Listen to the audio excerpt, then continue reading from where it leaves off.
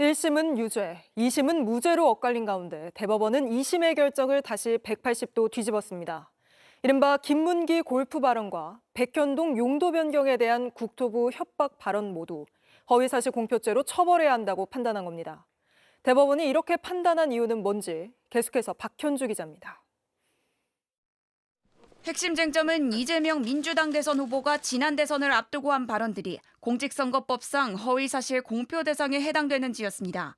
마치 제가 골프를 친 것처럼 사진을 공개했던데 제가 확인을 해보니까 전체 우리 일행 단체 사진 중에 일부를 떼내가지고 이렇게 보여줬더군요. 조작한 거죠. 2심은 김문기 전 처장을 모른다고 말하는 과정에서 나온 보조적인 발언에 불과하다고 판단했습니다. 허위사실 공표 대상에 해당되지 않는 인식을 말하면서 그 보조적인 논거를 든 것으로 발언의 허위성을 인정하기 어렵다고 본 겁니다. 하지만 대법원은 김 전 처장을 알았는지 인식의 문제가 아니라 골프 동반 교유 행위에 대한 허위사실을 공표했다고 결론냈습니다.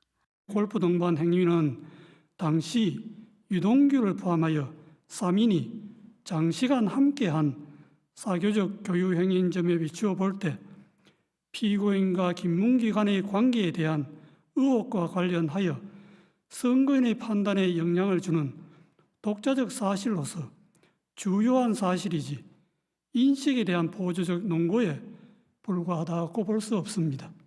대법원은 백현동 부지의 용도 변경에 대한 발언도 2심과 전혀 다른 관점에서 판단했습니다.